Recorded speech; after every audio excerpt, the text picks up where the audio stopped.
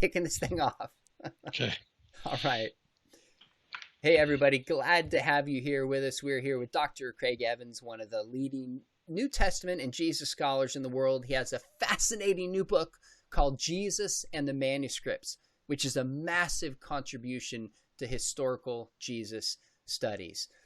Dr. Evans teaches at Houston Baptist University, kind of a brother or sister school to Biola Apologetics. Thanks so much for coming on and joining us.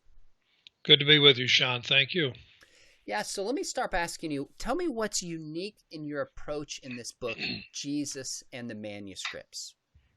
What I wanted to do was simply to assess all of the manuscript evidence from antiquity. And of course, that's defining antiquity a little bit loosely, all the way from the first century. Conceivably, there might be something written down that refers to Jesus, and then advancing forward until about the time of the Quran. Most of the evidence I look at is 2nd, 3rd, 4th century, but I wanted to include some interesting traditions that are not Christian that talk about Jesus. And so that's what I wanted to do. And of course, I'm defining manuscripts rather loosely. Yes, mostly papyrus and parchment, but I do look at inscriptions and inscriptions on metal, inscriptions in stone, on ceramic, as well as the more conventional writing things. And so I wanted to look at Christian manuscripts themselves that are in the canon. And so manuscripts of Matthew, Mark, Luke, John, the oldest New Testament manuscripts. But I also wanted, because a lot of people don't know much about Jesus outside the New Testament, and very much a manuscript approach. And so I think it's unique in that sense, the approach that I've taken. And some of it, too, the reason I wanted to get into this is a lot of it's brand new. One of the reasons the book took a while to finish is because stuff kept happening. And I thought, oh, good, I'll be done next year. And then, boom, something else comes along. And then something else is being discussed. And so I finally just had to say, that's it. And even when it was in the press, and Jonathan Klein of Hendrickson, such a good copy editor, and I do mention him by name in the preface, I would send him something. Is there any way I can insert, 3 more sentences? And he'd say, sure. And so right up until finally we had the proofs, I was adding stuff and interacting with stuff. So it's a lively topic. More stuff. The book will be out of date in just a couple years because papyri continue to be published. Yeah, and things continue to be found. And so it's a very exciting field. Well, I've got a ton of questions for you, but tell me some of the things that would be considered like breaking news that are coming out recently that people were just not aware of months or even years ago. Well, like a lot of people missed the Jesus cup, the magician's cup. We think somebody inscribed Christ on a magician's cup that was probably 200 years old when Jesus' name was added, we think, in the middle of the first century. And so Jesus has a reputation as a healer, and so people are scratching his name into magical formula, incantations and charms, things like that. We have a scandal we might get to if we talk about the Gospel of Jesus' wife. I mean, I thought I knew all there was to know on that topic, and then an investigative reporter finally brought his book out quite literally just weeks ago. And I just read it the previous weekend. I'm reviewing it. And there's just out and out fraudulent science involved. The scandal is worse on that one than I realized. So it just doesn't stop. Well, I definitely want to get to some of these scandals. And one of the things I appreciate about your book, again, for those watching Jesus and the Manuscripts, is you tell some of the stories behind these facts. It's not just facts related to the manuscripts and the historical Jesus. So let's start with one of the earliest manuscripts, Codex Sinaiticus. And there's a fascinating story behind this. And this is one of the earliest manuscripts we have. So what's the significance of this manuscript and the story behind it? Well, a guy named Konstantin Tischendorf, a German, back in the 1830s and 40s he became a Bible hunter. That's how Stan Porter in his book on Tischendorf describes him. He had good instincts. He knew where to go. And, of course, monasteries were places he wanted to go. And, by the way, that's still happening, going to monasteries and finding uncatalogued, unknown books. copies of Scripture and so on. And he went to the St. Catherine's Monastery in the Sinai, which now, again, belongs to Egypt. And he noticed that some trash was being thrown out and burned, and he became concerned because some of it looked like books and things like that. Of course, it's disputed, the aspects of his story, but it's in that context he discovered most of, not all of, but most of an old codex that, because it was from Sinai, it became known as Codex Sinaiticus, and it contains most of the Old Testament and most of the New Testament, and dates to probably the middle of the 4th century, and that was quite a discovery, and that was in the 1840s. It's disputed to this day about whether or not it was rightly purchased or borrowed or stolen or whatever from the monastery, but it's in the British Library to this day. I've seen it. I've looked right at it. And, you're looking at a time when Christianity had just become legalized in the Roman Empire. So that's going way back, and that's very exciting. So how many manuscripts do we have from the 2nd and 3rd century of any of the New Testament texts or the Gospels? Well, we have dozens of manuscripts. I mean, it's disputed how many we have from the 2nd century. Most allow that we have 3, 4, 5. Some put the number as high as 10, 12. And then we have a whole bunch of manuscripts, dozens, that are 3rd century. And then, of course, the numbers just keep multiplying when you go on into the 4th century. So that's a pretty good manuscript record. What it basically means is we have the entire Greek text, the entire text of the Greek New Testament, only about 150 to 200 years removed from when those writings were written. And that stacks up against just about everything else from late antiquity, the Greco-Roman world. So it's an excellent record of, and of course, it's just numerous manuscripts. When it's not just 3 or 4, but dozens, and then eventually hundreds, and eventually thousands, you can do the comparison and collation, and it helps you ferret out scribal errors, lapses, places where the text seems corrupt or confused. And to the point that in Bruce Metzger's estimation, there are only a handful of lines where we have a word where we're just not sure is that the original word. And that's out of 20,000 if you count the lines in the New Testament the way they typically would be counted in a 550-page Greek New Testament long ago.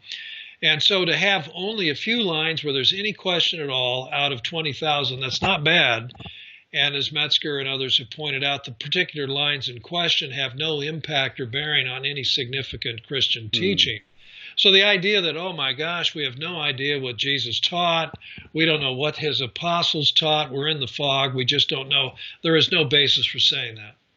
Now, you've debated Bart Ehrman, I think 5 times on this topic, and one of the approaches that he takes is that if there's 100, 150 years before we have, say, this entire Greek text, that's a lot of time for intentional and unintentional error. Yet you argue in this book, you say we don't have good reason to believe there was significant redaction during that time. Why wasn't there? A lot of good reasons for that. One of them is, and this goes to motive, and often behind the question is motive. Some scribe, oh, I don't like what's being said about Jesus. I want to bump up the Christology a little bit. And so he makes a change. The problem with that kind of thinking, it's anachronistic. It assumes that the 4th century Christological sensitivities, say expressed at the Council of Nicaea, where Christians got together and said, this is what we believe is the true teaching about Jesus Christ, Christology. Well, how in the world would a scribe at the end of the 1st century or beginning of the 2nd century know that? How would he know, well, this is the direction Christology needs to go? The irony here is in the 2nd century, various Gnostic groups were emerging who, in fact, wanted to bump the Christology way up and deny Jesus' humanity. And so the idea of denying Jesus' humanity, to make him more godlike or something like that, that wasn't actually in the mix. How would anyone in the 2nd century know how this was going to get resolved? And here's the next question. How would anyone know in the 2nd century what's going to be in the New Testament? I mean, it really is naive that that idea that there's these secret scribes sneaking around in the 2nd century, changing the text to get it to sound more orthodox. That is so dumb on so many levels. They don't know which books are going to be in a New Testament. They don't know there's going to be a New Testament. So they don't know which books are going to win the day, so to speak, and become, quote, orthodox. And then, of course, they have no idea how they ought to be changed. And so that's really dumb. Then there's a third thing that comes into play. And the evidence suggests that most of these scribes in the 1st and 2nd centuries were, in fact, professional scribes. That's what they did for a living. You and I can pick up a pen and start writing. You and I can type away at a keyboard, turn on spell checker. We could end up with a pretty clean manuscript really quickly. That's not the way it was then. And so it was specialized training to know how to prepare a pen, make your ink, acquire and prepare papyrus, and write out a manuscript. So the idea that just any old buddy could start writing something out is really silly. And so these are trained professional scribes, which means most of them weren't even Christians. So they're not thinking, whoa, this is the Gospel of Matthew. I need to work on it and improve it. They're not thinking that. So for 3 good reasons, there is no motive for these kinds of things that some people like to say, that all kinds of changes are taking place. But then, of course, there's another big surprise, nothing to do with motive, and that has to do with the longevity of the original writings themselves and the very earliest copies. So in other words, you could have the original, you could have a 1st-generation copy, in fact, several 1st-generation copies over a period of years. What we have found is that books, of course, were valuable and treasured and kept a long time. Books, today we throw away paperbacks, they get read once, the spine cracks, we toss it in the trash. That isn't the way books were handled in antiquity. And so we have solid evidence, testimonial, but also actual evidence from stratigraphy, where the archaeologists find books that they can date at a certain century, and they find them in a layer 300 years later. Herculaneum, for example, the house of the papyri there when Vesuvius exploded and buried the town. So we have this library still in use, and the books are 300 years old when the library got carbonized. And so what we find is that there's no reason to think that these manuscripts weren't around for at least 100 years, maybe 150. The Gospel of John, we're told, was around for 200 years, the original.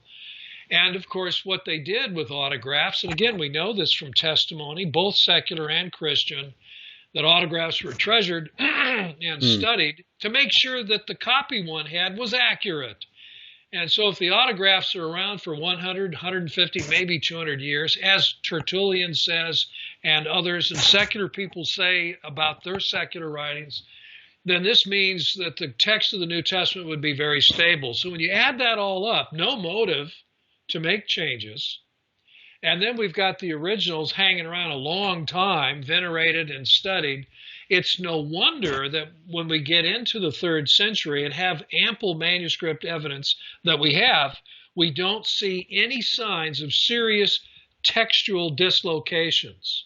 And that's what scholars have noted. If the changes were made, why don't we see any evidence of that when we get into the 3rd century? Is this one of the new pieces of evidence that's really come out of your research and other scholarship recently, how long these autographs last? And I ask because if that's right, they last a century, 150, sometimes 200 years. People are writing in the 3rd century, and there's good reason to believe the autographs were still around. Is that fair, or is that overstating the evidence? No, that's not overstating it at all. And Christianity was not enormous, and the number of serious scholars and scribes were not, it wasn't like there were hundreds and hundreds of Christian professors in the 2nd century or something like that. It was a relatively small club of seriously academic people who were gathering manuscripts, making comparisons, making copies too. And they went out of their way to get these things. They wanted to do it. How new is this research? It's about a decade. Wow. There was a classicist, George Houston. He's retired now. He taught classics for years at the University of North Carolina at Chapel Hill, ironically, where Bart Ehrman is. And his interest in the latter part of his career was simply on book culture in the Greco-Roman world. What kind of books did Greeks and Romans collect? Roman elite? What did they have in their libraries? What kind of stuff did they like to read? How costly was it to make a copy of a book? And, on and on he went. And then what happened was, in doing his research, he was startled to notice the stratigraphy that was reported in Egypt by Grenfell and Hunt, the two great papyrologists that unearthed tens and tens and hundreds of thousands of papyri at Oxyrhynchus. He knows, just as almost an aside, my goodness, these books were in use a long time. They're 200, 300 years old before they're tossed out. I guess that shows you how valuable they were. When I saw that, I began communicating with him. That's what launched a series of studies, myself. And he hadn't even thought about religious books. He hadn't even looked at biblical things. The light went on. I realized, look at Qumran. Some of the Bible scrolls at Qumran were 200 and 300 years old when the Romans destroyed Qumran in the 1st century A.D. And those books had not been retired. They were still being read. And they were 250, 300 years old. And the evidence among Christians, same thing. So books were around a long time.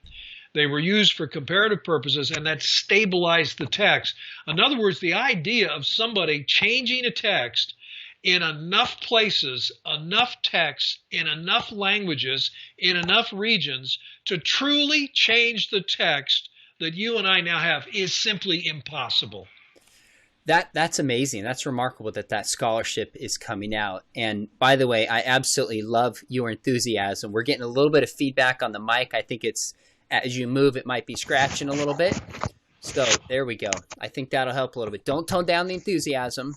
Just protect the mic. We're going to get to some of these stories. I want to ask you about some of these forgeries that are just crazy. But two questions first. Number one, you say, quote, there's no evidence that Gospels ever circulated anonymously. Why do you say that so strong in your recent book? Well, there are two main reasons for it. Number one is more of an inference, and that is there's never any dispute about who wrote them. So you don't have 2, 3 names trotted out for Matthew, or a couple of names for Mark, or a couple of names for Luke. And the Mark one is especially interesting because there is the tradition that connects Peter to it. And yet everybody says it's the gospel according to Mark. And the temptation, you would think, if you were open to being very loose with the evidence and you were driven by apologetic interests, and why not just call it the gospel according to Peter? But no, they call it Mark, and that's because the tradition that it was Mark who wrote it is early and very strong. The other thing, though, is more of an evidentiary nature, and that is thanks to the discovery of some writings by Galen that had been lost until 2005, thanks to a new consideration of Lucian of Samosata in his book on how to write history, we now realize that books that were put in order, edited, and ready for publication never were issued anonymously. So why would we believe the Gospels were issued anonymously and when other writings weren't? And of course, there's no dispute about who wrote them. So those two items go hand in hand. That's why I think we really should say a heavy burden of proof rests on anybody who says, oh, the Gospels, nobody knew who wrote them. They just circulated from the beginning anonymously. I think that is simply incorrect, and we need to stop saying that because it's very likely false. That's a real powerful response. For those who just joined us, we're talking with Dr. Craig Evans. Has a book coming out very soon. You can pre-order it on Amazon called Jesus and the Manuscripts. And it's a fascinating contribution. I hope you'll get the historical Jesus studies. Now, one more question before we jump into some of these controversial forgery stories is, do we have good reason to believe that the apostles would have taken notes during the life and ministry of Jesus? Yeah, that's exactly what we learn. Papias is the one who told us that originally. And he's, unfortunately, his 5-volume work doesn't survive. It's not extant, but there are numerous quotations. Eusebius and Irenaeus. Eusebius is a 4th century Christian historian. Irenaeus, late 2nd century Christian apologist and theologian. And they quote some key passages. And one of the things he says is that Peter presented the teachings of Jesus in these pithy, short anecdotes that the ancients called crei, useful illustrations. And Mark wrote down as many of them as he could remember, but not in order. And what he wrote down were notes. And so what it leads me to conclude, and I argue for this and at the beginning of my book that's coming out, is that these are the notes, these Petrine notes that lie behind all three Gospels, especially Mark, which relies heavily on them. But Matthew and Luke also made use of it. So it's a Petrine apostolic tradition written out as notes.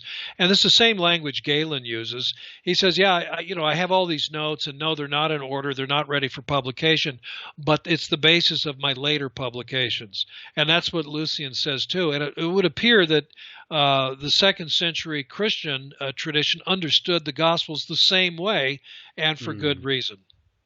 That's a great response. Let's jump into some of these stories that I honestly was blown away when I read some of the background in your book, Craig. I couldn't believe it. It sounded like a Dan Brown novel, which you reference a couple times. Let's talk about the story behind what's called the Gospel of Jesus's wife. Is there good reason to think that he was married in this gospel? Does it have any historical value? But first off, what is the story even behind this? Oh, this thing's embarrassing. I'm not going to mention her name. It's a professor at Harvard. I'll just leave her out. It's so embarrassing. But she was deceived by a con artist, a very dishonest individual. In any case, it's a fake. The papyrus is genuine, stolen along with many other papyri from Berlin. And it's easy. Anybody can do it. If you have access to a room where papyri are kept, you have boxes of papyrus fragments that have little or no writing. They're not cataloged. People don't even know they're there. They're not even recorded. And to pick up a few of these and slip away with them isn't difficult. And so that's what he did when he was a graduate student in the early 90s. And so several papyri stolen, nobody even knows. And then with his crude attempt, he writes out some broken lines of Coptic on this fragment. And in it, Jesus says, "My wife." And so that's what created all this hubbub. And this was shown to this Harvard professor 2010. She said, no, I don't want to publish it in 2011.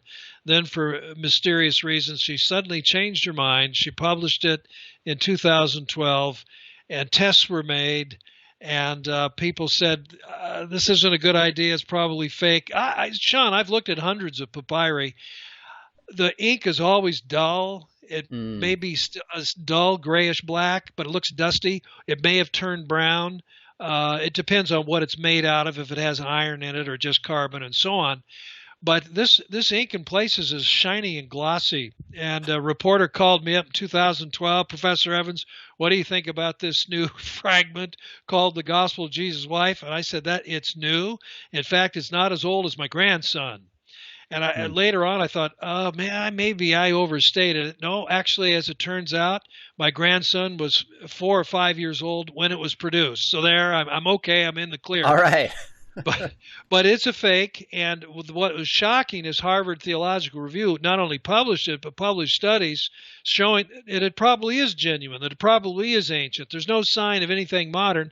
It turned out that the so-called scientists were just personal friends and relatives of the people involved. They have since retracted their own work. So it's a huge embarrassment for Harvard Theological Review, Harvard Divinity School, and for this professor. And it really teaches us something. We just have to take a hard and serious look at things. And of course, the Gospel of Jesus' Wife was saying what a lot of people wanted to hear, that maybe Jesus had something going with a woman. And that's been in vogue. It's been in vogue for 40 years. Since Holy Blood, Holy Grail by Michael Bajan. It went through the roof in 2003 when Da Vinci Code came out, and in 2006 when the movie came out. So that's what's behind this, and so it's a fake from the get-go. One of the other Gospels that you talk about is the Gospel of Philip, where there's a reference potentially to Jesus kissing or being married to Mary. Is that even a proper interpretation of the gospel? And if so, would this have any historical merit? Well, no on both scores. Number one, the Gospel of Philip doesn't teach romance between Jesus and Mary or any other woman. And if it's read carefully and understood in context, you realize that. Jesus loves his disciples. disciples kissed Jesus. Judas Iscariot, remember, kissed Jesus. So that we're not used to that. The idea of a man walking up to another man and kissing him would be considered a little strange. We tend to connect romance and erotica and so on to kissing. That wasn't the way it was in antiquity. So the message of the Gospel of Philip is not Jesus and Mary are married or having a physical relationship or producing children or anything. That's not what it taught at all. But what's interesting is this professor at Harvard published an article on that, and at the end of it said, what we need is a text that actually says that she's his wife, and shazam. The text materializes, made to order, and Jesus says, my wife. And what's funny about it, there's mistakes in it. Even the wrong spelling for wife is there, and it's a number of goofs that just didn't get caught. The whole text is based on a Gospel of Thomas that somebody put online, complete with mistakes that carried over into this fraud. And it should have been caught early on. So the Gospel of Philip doesn't mean that. The Gospel of Mary doesn't mean that. All those Gospels are saying, and they're genuine from the 2nd or 3rd century. They're not modern fakes. But all they're trying to say is that Mary had a prominent place among the disciples, and she got the best teaching that anybody got. That's all it's trying to say. You've examined amulets. You've examined fragments, early manuscripts. Is there any good evidence to believe that Jesus was married? None whatsoever. In fact, the church fathers in the 2nd century who talk about it, Tertullian, Irenaeus, Clement, and some others, late 2nd, early 3rd, the reason they bring it up is not because it's controversial. It's because there are issues about whether or not people in full-time ministry ought to be single. And so as an aside, they say, well, Jesus wasn't married, so maybe that's an example there. It wasn't required yet, as it would in the Roman Church centuries later, but that's how it comes up. It isn't because there's controversy that somebody's running around or that the Gnostics are running around saying Jesus is married. That isn't even an issue. The only reason it gets mentioned is because, is Jesus an example for others to follow? Well, it's true. He wasn't married. Maybe we shouldn't be married too. And others said, no. That's just Jesus. He was special. There's nothing wrong with getting married. And that was the conversation happening at the end of the 2nd century. That's really interesting. When I studied the fate of the apostles, some of the early inscriptions and writings I found weren't asking the historical question, but made the point as an aside, observing something else, and then helped me answer the question. It sounds like the same thing with the historical Jesus. Was he actually married? Let me ask you this. How about, so one of the controversies was that Jesus was married. We see no good early evidence for that. Another one that people have been talking about recently is that Jesus was gay. And there's a whole controversy surrounding this that fascinated me from the late Morton Smith, an alleged letter that was found from Clement of Alexandria suggesting this. Can you unpack this story for us and then your conclusions about it? Sure, I can. And the idea, by the way, just if we want to be historical for a moment, of Jesus being gay would have been quite just beyond scandal for his time. And so what we're doing is we're taking the late 19th century, 20th century sensitivities and running it back into the 1st century. Folks, that isn't going to work. If there had been the least hint or suspicion on the part of Jesus' followers, family, friends, enemies, anybody, you name it, that Jesus was gay, he would be destroyed. He'd have no ministry. He'd have no following. It wouldn't get out of the gate. No, this is all a modern infatuation that's going on. In fact, secret mark, Morton Smith says he found it 1958 at the Marsaba Monastery, where he had visited when he was in Israel many years before, and he wanted to go back and check out some of its old books. So he says he found it. He spent about 2 weeks at the monastery cataloging a bunch of old writings, a few old books, and he finds this book, and in the end papers, what should be blank end papers in a 17th century collection of apostolic fathers, he finds the equivalent of about 2.5 pages handwritten Greek, monastic style, Greek style writing that is supposedly a letter of Clement. We have no letters by Clement of Alexandria, so this would be the only one, addressed to somebody named Theodore, talking about something that needs to be hush-hush and kept secret, a longer version of Mark, and he actually quotes two passages from it. One of them is very controversial, where a young man, who, like Lazarus, who's been raised from the dead, comes to Jesus at night wearing, and this is what it says, wearing nothing but a linen sheet over his naked body. And goes, and Jesus then teaches him the mysteries of the kingdom of God. And then this letter goes on to say it's outrageous. Some people think that this implies something that's lascivious and immoral and blasphemous. It doesn't say naked man with naked man. So just in case you failed to pick up on the homoerotic potential, it comes right out and says, it does not say naked man with naked man. So that makes it really clear. Oh, that's what's really going on. That's why, it sounds kind of, wouldn't it be weird, Sean, if somebody said, I saw Professor McDowell and he was only wearing his T-shirt and his trousers and his shoes over his naked body. It's a redundancy. You don't need to say that, but it's said to get something in your mind, and then it gives the opportunity for Clement to then, express scandal. And then he goes on to say, it is true, but deny it's true. Don't let anybody know. And so he confirms the truth of the rumor. And of course, that's not exactly how you put the kibosh on some rumor. So he acknowledges that it's true. And of course, the whole thing just stinks. Morton Smith says he found it. Now, I don't think he did at all. Why?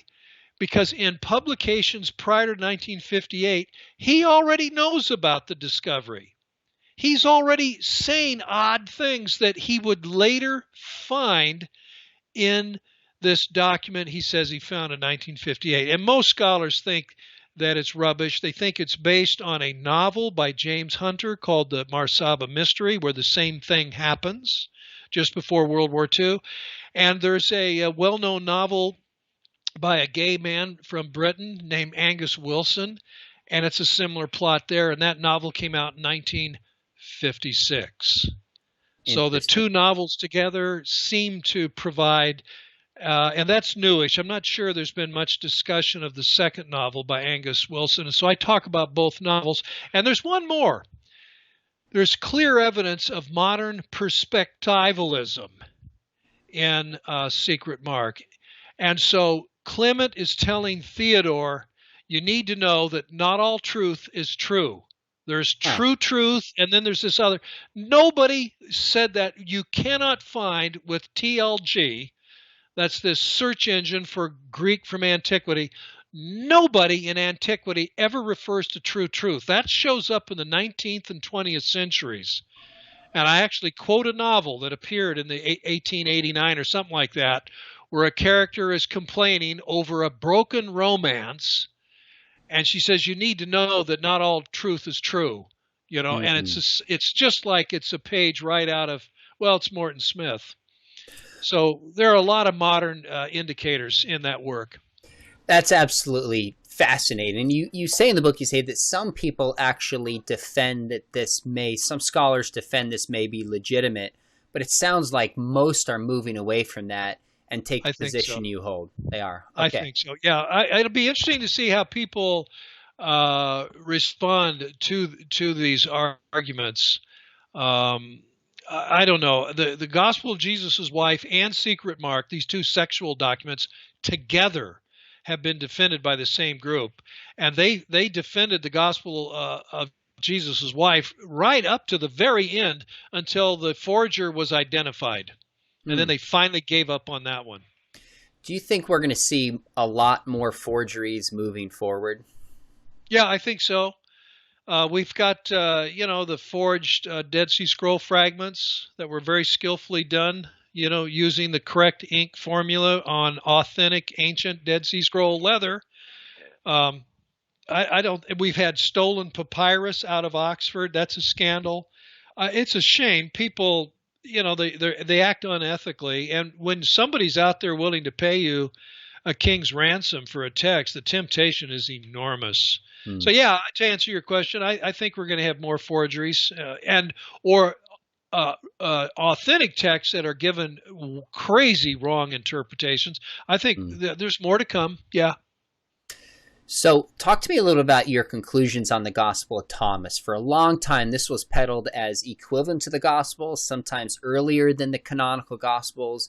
You date it into late 2nd century and don't conclude that it has much independent historical merit from the canonical Gospels. What's your basic reason why you come to that conclusion? Several reasons. Number one, the author is familiar with half of the writings of the New Testament. And to try to reverse the evidence and say it just shows you that half of the writings are familiar with Thomas, that doesn't work because Thomas isn't referred to by anybody till the 3rd century. And I've debated this point with Stephen Patterson. I respect Stephen. He's a good scholar. He did his PhD at Claremont as I did. And you know, we've had friendly dialogue on this. And he wants to argue that Thomas was composed in the 70s, and so it's about as old as, say, Matthew and Luke or something like that. But my reply to him is, well, Steve, how do you explain then Matthew and Luke are being quoted and talked about within one generation? You know, Matthew, Mark, Luke, John, everybody knows about them by the end of the 1st century, beginning of the 2nd. How is it that we have to go from the 70s when you say Thomas is written until the 220s? 150 to 60 years later. So it seems to me that Thomas is written later. That's why nobody knows about it till later. Irenaeus wants to talk about all of the extra canonical Gospels to show what's wrong with them. He hasn't heard of Thomas yet. And Irenaeus was way out west in France. Well, yeah, okay. But he's talking about Gospels that were produced in the East. He knows about them. So Thomas is written, I think, around 180, 185 in through there. The reason for it, too, it isn't just that it's unknown. Thomas knows the New Testament, but Thomas itself is unknown. But it's because he reflects late 2nd century Syrian traditions that are distinctive, including Tatian's Diatessaron, his 4-gospel harmony, which creates distinctive readings. Some of them are in Thomas. So those are the main reasons for dating Thomas late 2nd. Is scholarship moving kind of that direction, or is there still some significant scholars that hold out possibly 1st century date? I think it's both. I think most scholars are seeing Thomas as late, but there are still some holdouts. I should mention Simon Gathercole's book a few years ago and also Mark Goodacre's book. They came out the same year, independent studies. Both of them concluded the same thing. They didn't appeal to the Syrian evidence, but what they appealed to, both of them very effectively, is that every stream of gospel tradition that you have, that is Mark, Q, stuff special to Matthew, M, stuff special to Luke, L, it's all in Thomas. Redaction, where Luke doesn't like Mark's wording and tinkers with it a little bit, that's in Thomas. So the conclusion's inescapable. Thomas has to be 2nd century.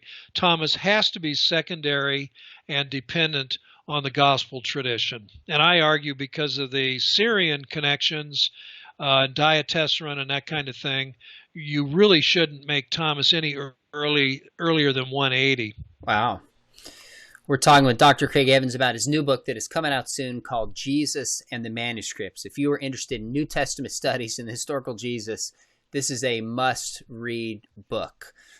One of the things that very much interested me is you talked about the manuscripts of the New Testament, the Gospels. You compared them with manuscripts for the Quran. How does manuscript study for the Quran compare with manuscript study to the New Testament? Yeah, a very interesting point of comparison. Whereas Christian scholars are eager to get involved in textual criticism, eager to find more manuscripts and compare them and note the discrepancies and that kind of thing. I mean, Dan Wallace, he's added dozens to our list. He's going to keep looking for more, and that's really good. I think that's a great thing. The more evidence is better. Unfortunately, in the history of Islam, there's been a tendency to destroy what are considered defective manuscripts. And what's feared, and I was acquainted with the work of the late Keith Small, who was an expert on this topic, and Keith produced a very fine book.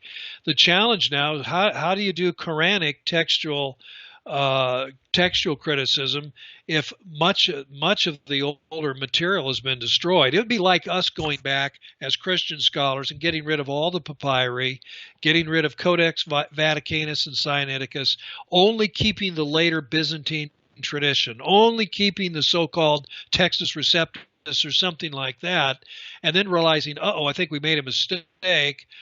Oops, but we've destroyed our evidence. Fortunately, some manuscripts have been overlooked, and of course there's the search for more, so maybe Quranic textual criticism can take a step forward, but there's not much interest in doing that, and sometimes even threats against scholars. It's kind of, the King James only problem that Christianity sometimes has. Will just ramp that up 100-fold, add some death threats, and you'd get an idea of what it can be sometimes in Quranic studies. So some of the challenges with New Testament textual criticism is that we have a range of different manuscripts, different languages, different places, different times. We compare them. But you go back to the beginning of the Quran, and there was a concerted effort to destroy all of the other manuscripts and maintain just one line. So it's difficult to have criticism when there's only one line, but you're saying some of these other manuscripts are bubbling up and just allowing us to make some of these initial comparisons. Is that fair? Yes, that's right. Some manuscripts did survive. The other thing is some manuscripts that have survived that nobody thought was problematic because they've got the text right. Well, guess what? Under ultraviolet, we could see text underneath. So some of these have been amended. And so you get right over, over the older text that's beneath that reads differently. So some of the manuscripts that survive are some of these so-called defective texts. They just didn't know it. So anyway, it's an interesting issue. Of course, I talk about the Quran in my book, not just because of textual criticism, but because the presentation of Jesus is different. And you get some interesting intersections, the infancy tradition, Jesus in the crib, talking to people, the denial of Jesus' death on the cross, bait and switch. It's somebody else who died on the cross. I mean, that's interesting stuff. And so I wanted to reach out and talk about that. The Gospel of Barnabas, which is a Islamic-friendly medieval forgery. And so people need to know about this kind of stuff. Now, the Gospel of Barnabas is the first account that I'm aware of that Judas was crucified in place of Jesus, and it's appealed to by some Muslim scholars. But the evidence shows it's a late medieval forgery, and there's no earlier precedent for it. Is that right? Absolutely. What it was, the Quran itself doesn't say it was Judas Iscariot that died on the cross, but it just says it was somebody, it wasn't Jesus. It's somebody else. And then the earliest that I have found is about the year 1000, give or take a few decades. Okay. An interpretive scholar said it was Judas Iscariot. Well, the Gospel of Barnabas is probably composed in the 14th century at the earliest, that is the late 1300s, and it, of course, says it's Judas Iscariot. But scholars, critical scholars, don't accept the Gospel of Barnabas because it's so full of errors and it lacks verisimilitude. For example, in the Gospel of Barnabas, the disciples are rowing their boat, and they row their boat all the way to Nazareth. Well, if you know anything about the topography, I can't. These guys should be on the Olympic team. They're rowing a boat over several miles of dry land. Capernaum is on the beach, not Nazareth. Yes. And of course, they actually quote Dante's Inferno. That's a bit of a goof, too, and that was composed in the 1300s. There are many other mistakes. They think Jesus was born when Pontius Pilate was governor. One passage says, Jesus Christ said, I'm not the Messiah. The author doesn't know that Christ is the word for Messiah, so it says, Jesus Christ said, I'm not the Messiah. They're just endless glitches like that. It is clear it's a late text, and the author just doesn't know what he's talking about. In terms of the historical questions and some of the manuscript questions that are raised, if we were going to apply the same criticism that we've seen to the Gospels and the New Testament over the past century and a half or so to the Quran, what do you suspect that we would find? Well, the Quran would, the Quran would be in trouble, because when it indulges, when it brings over biblical materials, whether it's Old Testament or New Testament, sometimes gets these confused. Like when we talk about Miriam, is it Moses' sister or is it Jesus' mother? Well, does it matter? You get some serious anachronisms and confusion. The author does seem to be familiar with Luke, and probably knows a few other Bible stories. So if it is Muhammad that has written these, and he probably did recite many of these things, and that's what the word Quran means, recitation, his knowledge of the Bible is second, third hand at best. And so you get some, and he mixes in with it infancy traditions that have no history behind them at all. Jesus, the little boy who makes clay pigeons fly, or Jesus, the infant wonder who in the cradle can speak and say things. And so you get a strange amalgam of legendary materials, biblical materials. Now, the Quran, though, isn't a historical book. If you read it, you realize it's kind of a combination meditation and argument. And very little chronology, very little sense of narrative, that kind of thing. But there are statements that are made along the way, comments that are made along the way, dealing with biblical narrative, and almost always there's distortion and confusion. Now, I remember in 2006, there was like this well-crafted publicity campaign in newspapers across the country, blogs, TV shows, to talk about the release of the Gospel of Judas. It seems, looking back, that number one, there was just a publicity campaign pushing a narrative, but second, people misinterpreted what Judas meant, and it has less historical value than some people anticipated. Am I right about that? What are your thoughts looking back on this gospel? Yeah, you're right on every point, Sean. I was involved in it. I was added to the team in 2005. I was part of the big show that was at the National Geographic headquarters in Washington, D.C. Yeah, it was great. The text was found. The codex was recovered. It had been terribly mishandled. It was badly damaged. That was part of the problem. We only had 85%, we estimated, of the Gospel of Judas, probably only 60% or so, give or take, of the entire codex. There were shenanigans going on as well as mishandling, but the National Geographic people, they were above board, and they spent $1 million in getting this thing restored and properly tested. So I give them kudos for that. They didn't do anything wrong. But one of the translators on the team, who was responsible for piecing the text back together, coming up with a coherent Coptic narrative, and then translating it, he made some very tendentious moves in a few places, and it helped create this idea that the Gospel of Judas was portraying Judas as a hero of some kind, the insightful one, the best of the disciples. That's not true at all. Actually, what I argue in my book, and I think this is the majority view now, all these years later, is that it's a parody. The writer is Gnostic, thinks that Jesus' disciples are morons. The best of a bad lot is Judas, but he's worse than the other ones because guess what? They like Jews, stupidly sacrifice animals to the false god. And Judas Iscariot shows a little bit of promise. He can understand some things. But in the end, Jesus tells him, you will exceed them all. Not in a good way, in a bad way. You will sacrifice this body that I am wearing. And then Jesus leaves the body, ascends into the luminous cloud, and sure enough, Judas betrays this body that's been left behind to the high priests. And so that's what it really is. That's what it's talking about. And Irenaeus and some other church fathers knew about it and were highly critical of it. And so, no, that's how it should be understood. It doesn't tell us anything new that we should know about the historical Judas or Jesus or anybody. The answer is no. So you have chapters here that are very helpful. Gospel of Peter, Gospel of Thomas, Gospel of Judas, Gospel of Mary.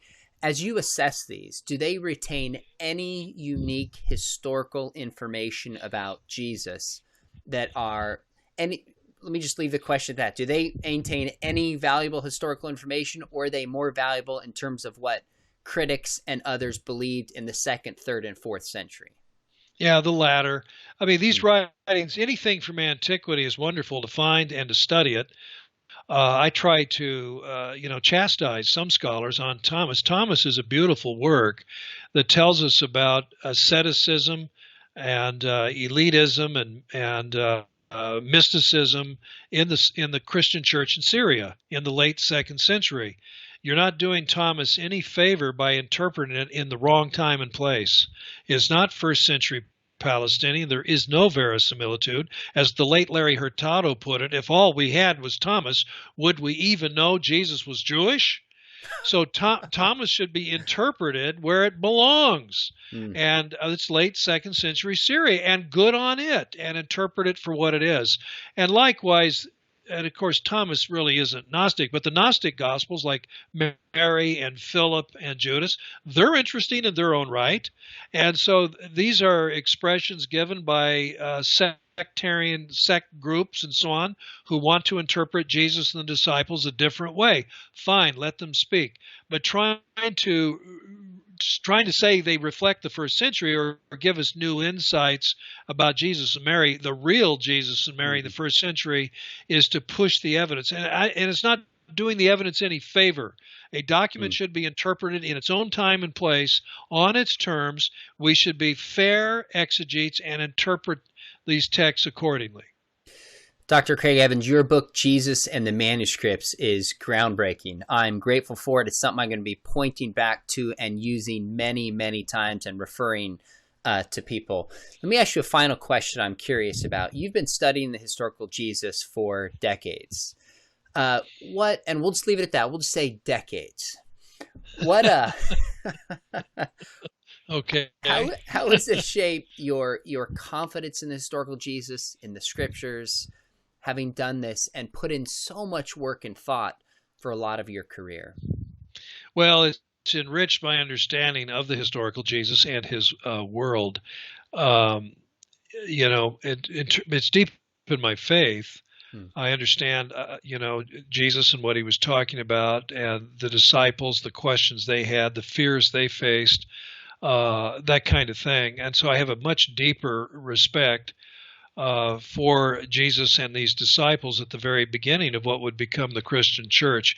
And the thing that's neat about it doesn't get old, it doesn't get stale, because there's so much more to explore. We're trying to reconstruct a very full 3-dimensional view of the 1st century in Israel in the 20s and the 30s and in that time and place. And we just keep finding more stuff. That's why I'm a volunteer digger. I'm getting a little old to do this, but to go and visit a dig site and find these things. I read the literature relating to archaeology, but also the manuscript artifacts. So it's been an adventure, and it has been decades, as you say, and it's just a lot of fun. And I hope I'm blessed to have a couple more decades to keep doing this kind of thing. I just find it enriching. I love to preach. And get up there and, here's a story. Jesus did this or said this to somebody. It's a gospel passage. And I could really get into it, not just in my head and intellectually, but in my heart and soul, because I can understand it, pretty well, what's going on, what people are thinking and assuming, and how they would hear what Jesus says and the way they would be moved by it. And it is rewarding in, preaching or teaching. The same thing, where people say, wow, I never understood it like that before. I had no idea. And that as a, and you're a professor too. And that when you hear that, that's when you think, wow, the homework was worth doing because I'm getting it across well. Well, the church owes you a huge debt of gratitude. You've just done some wonderful work and made some important contributions. I hope viewers will pick up your book or pre-order now. It's out in a few weeks. Jesus and the Manuscripts. Personally, my dad and I are really grateful just for the continued excellent work that you are doing. So be encouraged, and viewers, pick it up. Follow what work he is doing. Dr. Craig Evans is also on Twitter. You tweet and sometimes resources and ideas that's very helpful. So definitely those watching, I hope you'll pick up a copy of Jesus and the Manuscripts.